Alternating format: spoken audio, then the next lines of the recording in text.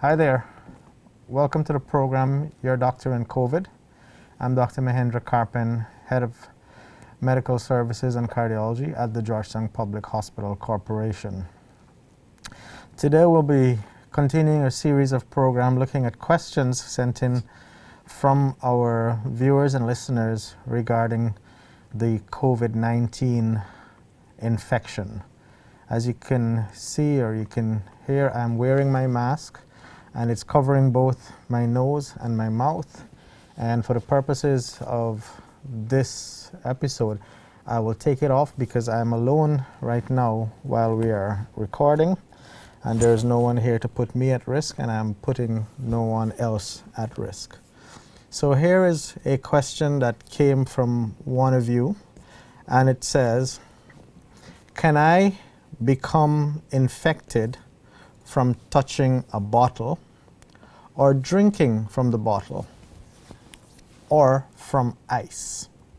Very interesting question, because we are all at some point going to touch surfaces. We're going to drink from a bottle or a glass, and it's important for us to know our risk so that you can minimize and take precautions when necessary. So, basic fact, transmission of the COVID-19 or the coronavirus is mainly from person to person, and this occurs in two forms. In large droplets, for example, when someone sneezes or coughs, or there's smaller particles called aerosol, and these, however, can last longer in the air and they can travel further. However, there is still a lower risk of transmission from surfaces that you come in contact with than the risk from transmission person to person. So the risk is possible to transmit from surface to person, but that risk is lower than person to person transmission. When you touch an infected surface, you may then touch parts of your face, including your mouth, nose, and eyes, and these are portals through which the coronavirus can actually enter your system. Remember, if you have questions, feel free to WhatsApp at 620-MASK, that's 620-6275, or send your emails to docandcovid@gmail.com. Important fact to note that the coronavirus can live for hours to days on surfaces like countertops and doorknobs, and how long it survives actually depends on the surface material. And we look at a couple of common surfaces that we come in contact with, things like paper, cardboard, wood, cloth, stainless steel, etc. So let's look specifically at metal surfaces, okay?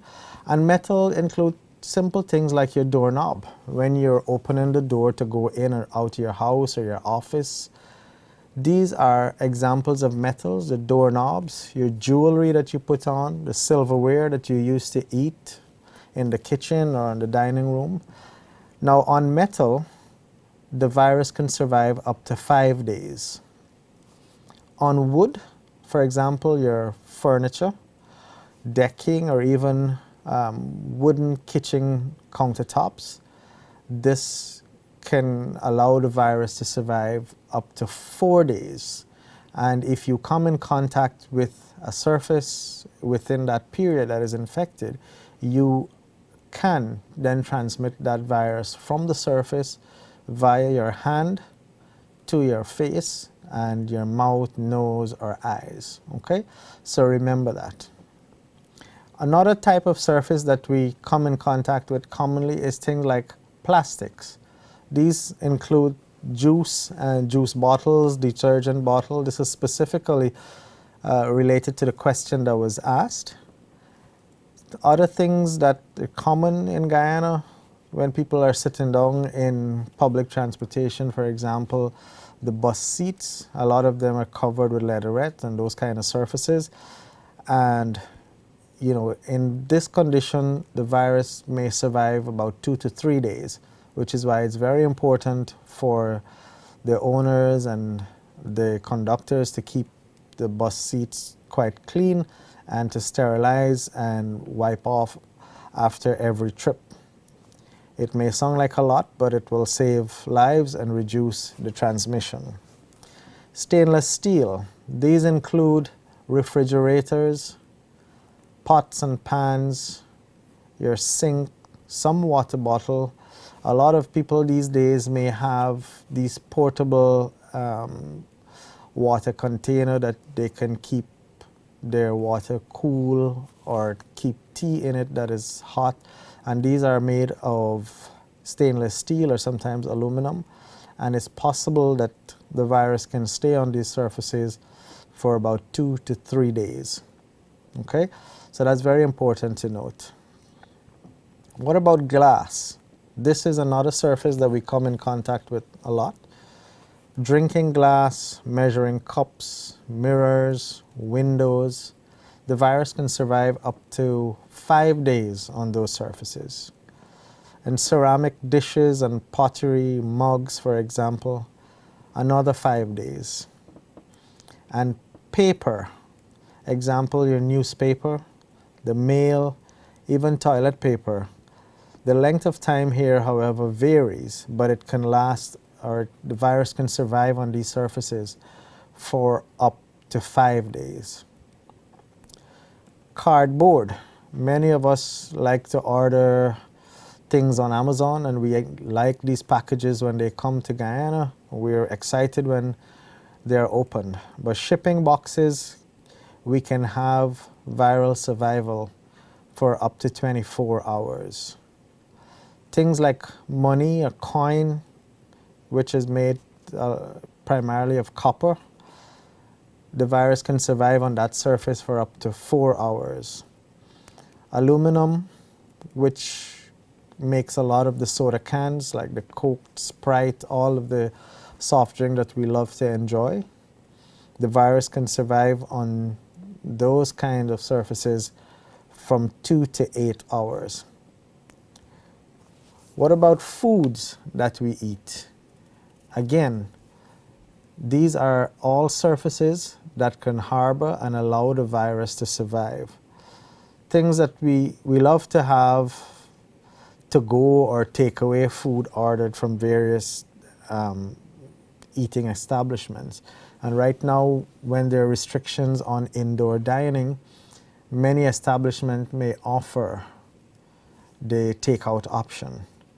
And this is something that, it's highly dependent on the sterilization and the sanitation practice of the establishment that you're buying from.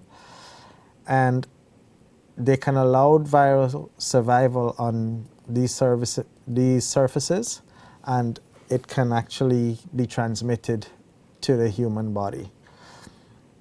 However, coronavirus doesn't seem to spread significantly through the actual food, because one assumes that there is a process of cooking and heat and stuff that has been applied. In terms of water, the virus has not been found in drinking water. Bear in mind that a lot of drinking water is actually treated water, and there are chemicals that are put in the water that makes it clean and makes it suitable for human consumption. So we have not been seeing cases of transmission from consumption of water. What about clothing, things that you wear? Fabrics, clothing, linen.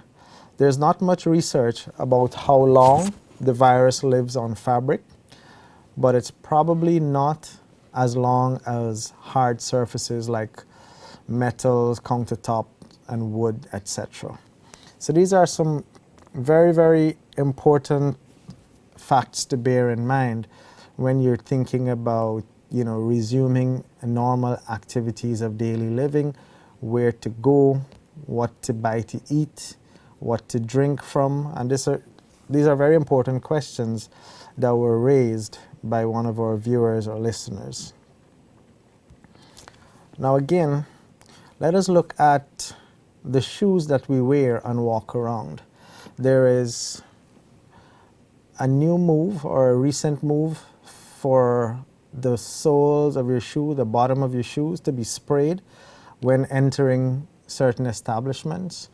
And even if the shoes are not sprayed, there is a surface, a mat, which is usually wet with some kind of detergent or sterilizing agent for you to step on before you enter the building, enter the room, etc. And why is that so? Well, this started out from a study that was done in an ICU in China. And it showed basically that in the ICU with COVID-19 positive patients, about half of the patients or half of the staff whose soles of their shoes were checked were found to be carrying the viral particles or the RNA detected by testing. One important thing to note there, that's in the ICU where the sickest, most severely affected patients are. As they moved away from the ICU and continued checking the shoes for staff members, on the wards where there are less sick patients, the shoes showed less viral particles and less number of those were positive. There is no research yet on the skin and hair to show exactly how long viruses can actually survive on your skin or on your hair. So these are all important surfaces that we need to know how the long viruses can survive.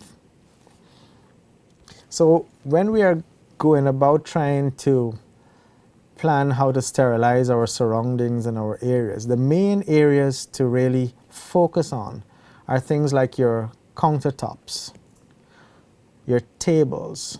Right now I'm actually in studio and you may see, or I'm going to tell you that my elbows are actually on the countertop here, the table, but I'm actually wearing a long sleeve shirt.